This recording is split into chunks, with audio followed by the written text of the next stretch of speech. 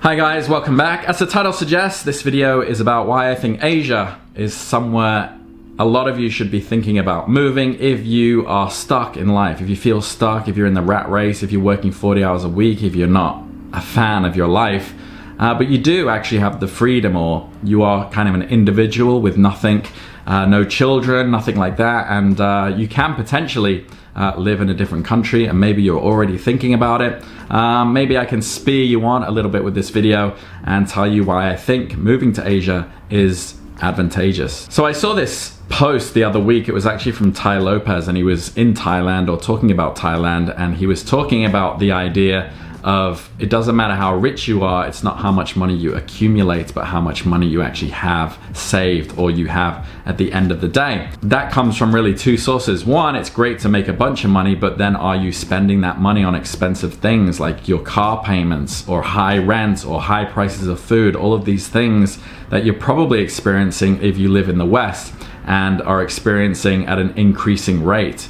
Along with inflation. You can also see this tweet here from this guy Alex Becker, who's like a crypto sort of business influencer, and you can see he's sort of touching on the same thing as well. So here's what he wrote. He goes, "Young dude, this is all you need for peak life. Move to Thailand or get a live-in van, drop rent cost to $200 a month max, live next to or sleep outside a BJJ or Muay Thai gym, bum the Wi-Fi, train combat and work on your laptop until you're a millionaire. With focus, this should take 2 to 3 years. While you're a millionaire, mentally sharp, debt-free, world experienced, and can beat almost everyone up before you're 25. You're starting the game of life at nearly max stats, while most kids are just exiting their protest at my local university phase and move back in with my parents phase." Now, this seems like some crazy idea that's right out of, left field or right field or whatever they say in baseball. But it's not. It's something that is viable, and it's something that anybody can do. If you already have money saved, like if you have about $20,000 saved from your job, you could do this and move to places like Thailand or Vietnam full time. And he's not exaggerating. You can drop rent costs to $200 a month, and then $200 a month for probably, I would say you could get by, including living costs and not living like a monk, but also having some entertainment. You could probably get by on about $1,000 a month. I'm sure there are a lot of Thai people out there who get by on much, much less. So, that's even a conservative estimate. So $1,000 a month, 12 months, you could really go to work on your side hustle for a year for $12,000. So my story is I did something similar. I graduated university in information technology, information systems, I think is my major. And when I was halfway through the degree, I already didn't want to do it. And I just finished it because, I'd started it and I wanted to finish it. After that, I went into my entry-level IT help desk job, and I hated it. My plan was always to move away, but I wanted to work for a year. So even though I had it in my head that I wasn't gonna stay there, it was still a really bad experience. So the job was easy very quickly, but it was stressful. I was getting phone calls all the time. Your first level support in a busy company, you're handling internal calls, client, external calls, and I was drinking a lot of coffee. I was being interrupted all the time. And one day when I was packing up and ready to go and writing the numbers on the board, I think we used to rotate like who would go home late. I had this weird feeling, and I was like, oh, that feels weird, what is that? And I kind of like shook it off, and then I left, turned off my computer, left, went to my car, started driving down the road, and then I was like, hold on, what is this feeling? I couldn't really describe it. It felt like a fear of impending doom. So I see a gas station coming up, and I pull in, and I'm like, oh my God, I think I'm having a heart attack or something's wrong. And I pull in and I go up to the guy at the register, and I was like, can you call an ambulance? Something's wrong, I don't feel good. And he's like, okay. He's like, you can sit over there. But he's kind of looking at me like, you look fine. And I probably did look fine.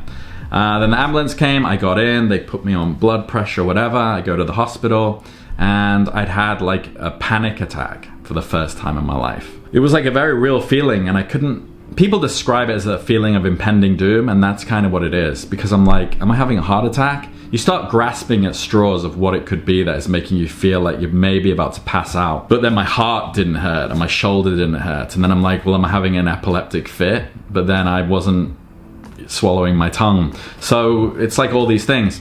So that started happening every single day. I took like 2 weeks off, and it would happen to some degree, and I was kind of struggling with it. I think it came from the stress, the coffee, the low health. I probably went up to about 120 kg at that point, which was way too heavy. And after a year, I finally quit. My goal was to initially move to Asia, but then I met a girl from Taiwan, and she was studying where I lived, and then she said, oh, I need to go home, I've graduated. And when that was kind of the final push, she's like, I need to go back home to Taiwan. And I was like, all right, I'll come with you. So that was 14 years ago. So then I started teaching, and having fun and living a good life here. And it was only when I reached like sort of my early 30s that I realized, okay, I need to kind of pull the finger out. I mean, teaching is kind of fun. I am living a cheap lifestyle. I can do whatever I want. I am working only 25 hours a week, but I don't want to be doing this when I'm 40.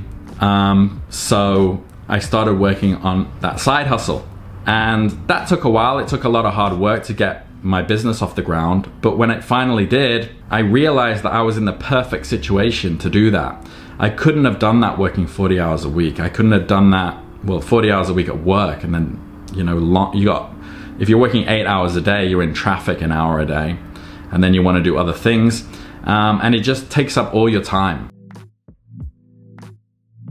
So I realized, which is the questions I want to ask you making this video, which are you living the life you want? I wasn't. Are you doing what you want? So I wasn't. I actually define happiness by how much time do you control. So back there, I was controlling hardly any of my time. 8 hours a day, 8 to 10 hours of my day. The hours were controlled and paid for by the company that I worked for. When I was in Asia, maybe 4 hours a day were controlled by my boss and me having to go to work and make money. So while I was making less money, the money went further in that country, and I had more time. So therefore I did have a happier life. Also, are you having the experiences you want? You have to ask yourself that. Living that rat race, 9 to 5 life, you're not really getting out there. You're waiting until you can get your 2 weeks holiday, and you're probably going somewhere once a year. Whereas I can go somewhere on the weekend that's like a 2-hour flight away and be on a beach somewhere in the Philippines or Okinawa or somewhere like that. And it costs much less. It would probably cost me about $200. Also think about, are you being too safe?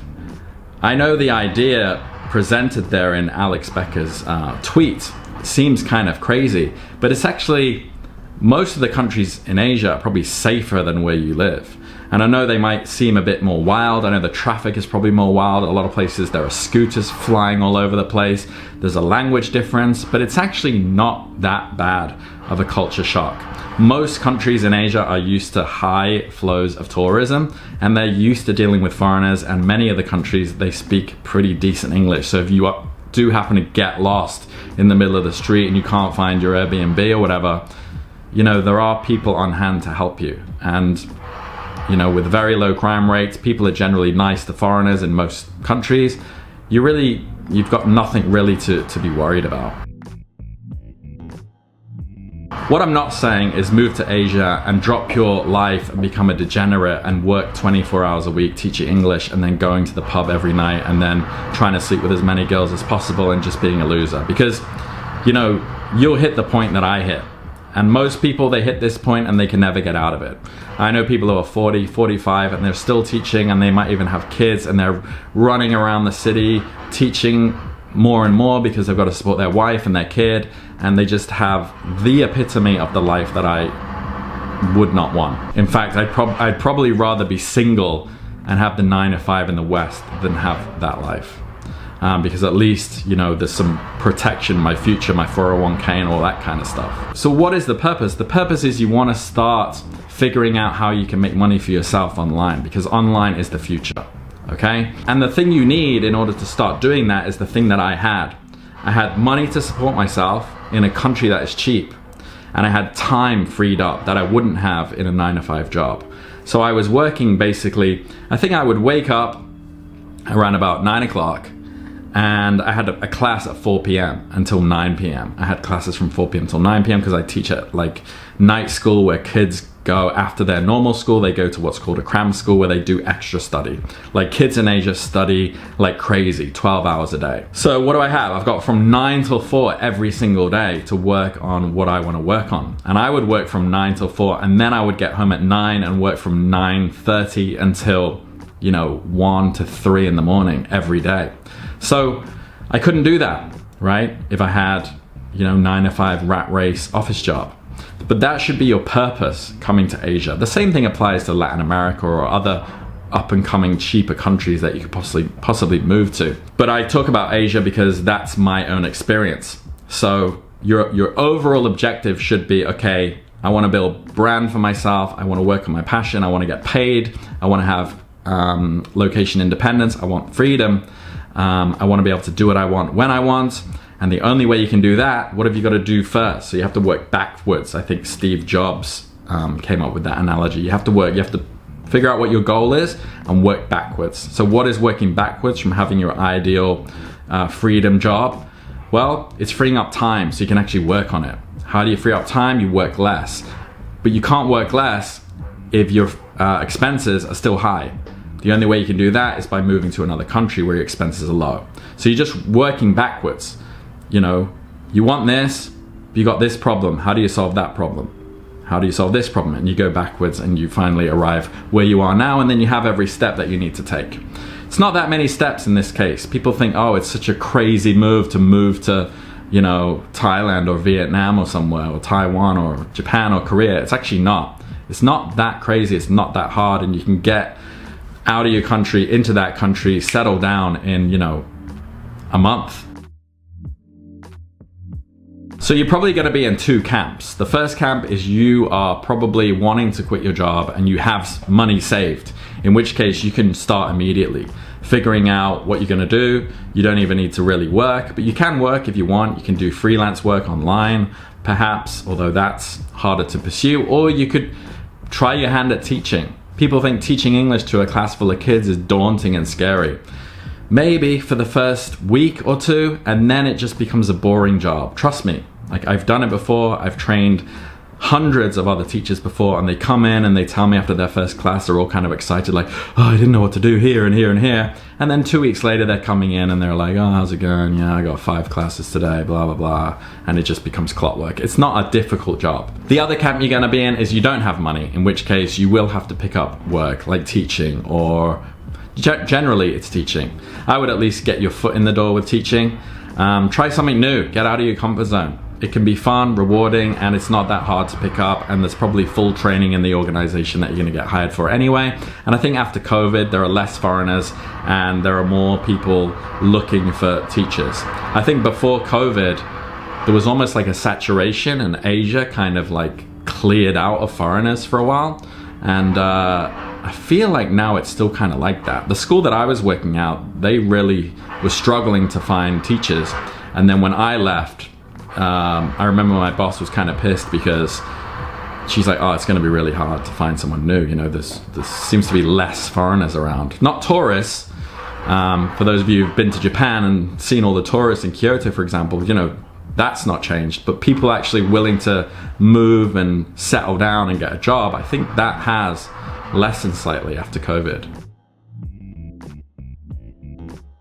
So which country should you go to? Well, I think there are basically 3 tiers, and the first tier would be Japan, Korea, and Taiwan, which I'd say are the countries where you'd get the least culture shock.